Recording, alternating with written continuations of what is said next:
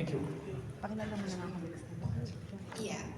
In addition to Jacqueline and Alfie, thank you. So for our COA, we have a good policy, 500 kilowatt and up. But I wish they could revisit the implementation of having 100 kilowatt to 500 kilowatt because sometimes it's challenging for CNI to aggregate.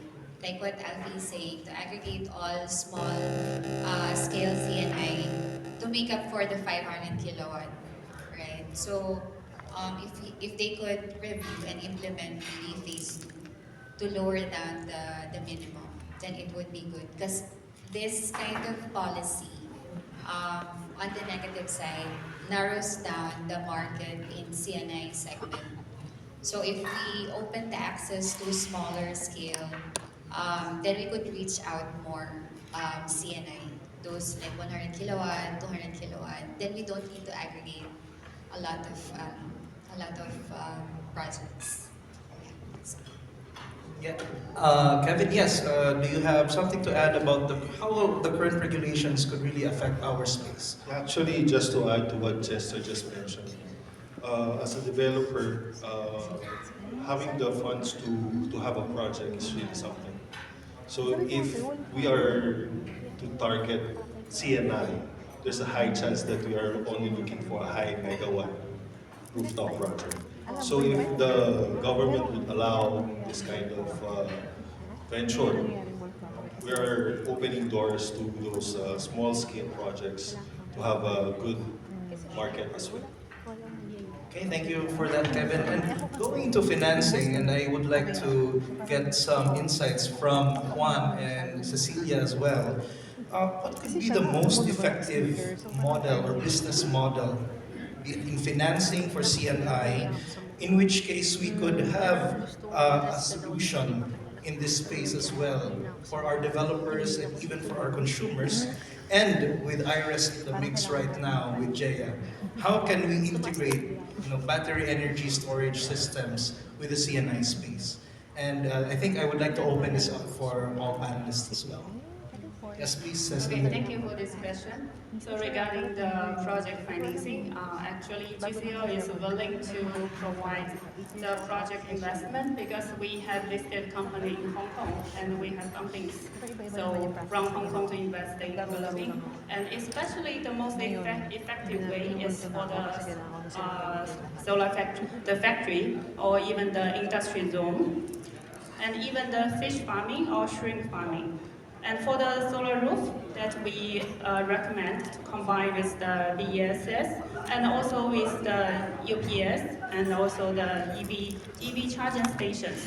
So with all the solar system and the EV charging system together, it will become much more effective and better investment return for the solar farm.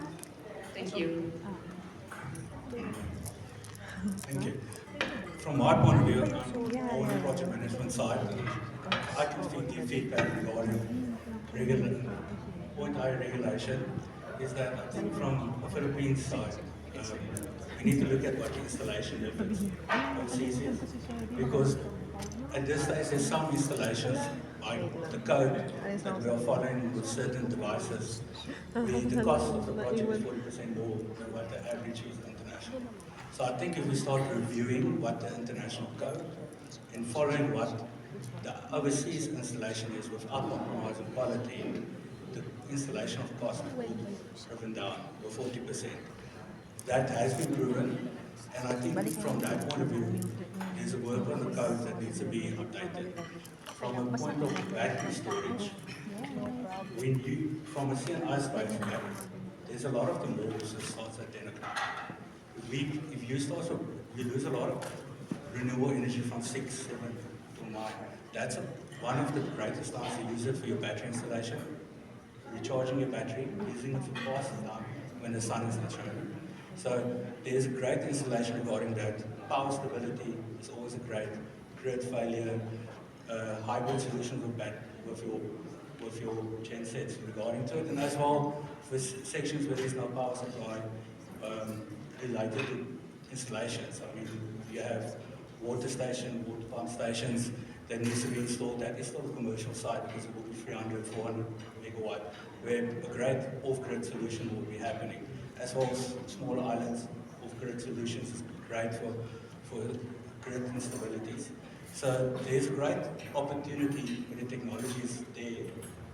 It just needs to be implemented, and with the right type of regulation, that is a viable project.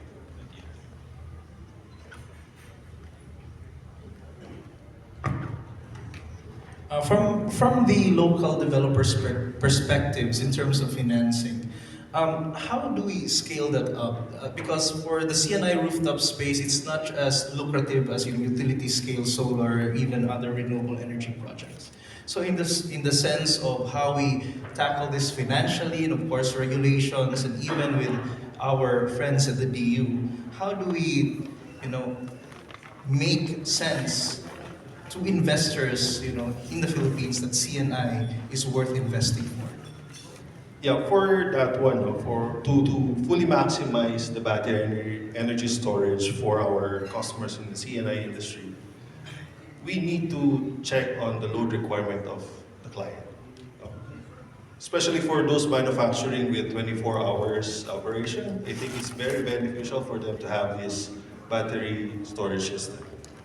Aside from that, for those markets that only operates during the daytime, with the government support, BEST would have definitely be a game changer in terms of solar industry's 24/7 production. No? The CNI can support the nighttime load requirement in the country with the BEST. So most of the commercials would be staying up to 9 p.m. Together with BEST, maybe they can generate power for the grid during that time.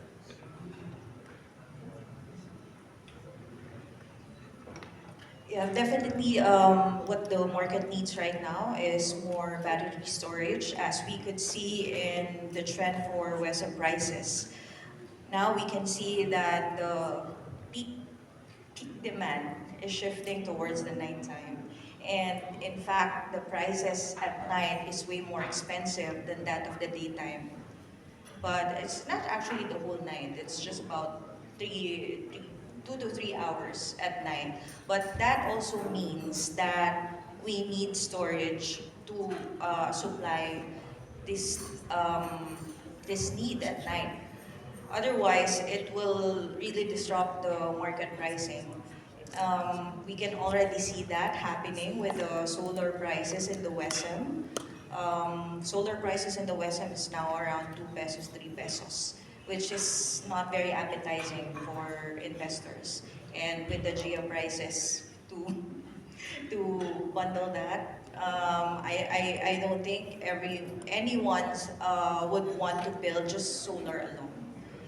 Right? So we can definitely correct that by more educational campaign for CNI customers, because they still have this notion that battery is really expensive. And with a lot of green financing options available to the market right now, it's more accessible for them. And in fact, you can even deal with RES to do that bundle for you. What we do to our customers is, if they want to put up their own rooftop solar plus the battery on the side, if they still have the budget for that, is that we carve out the energy being produced by their own system, and then we just supply the rest. So it's more of a load following. It helps the grid. It also definitely helps the customers, optimize. Especially for, as you mentioned, customers like Semicon or these industries that are very sensitive to a reliable source of electricity. This would definitely lessen their dependability on their DUs and their own gensets. Solar plus battery is way more cheap than running their own gensets.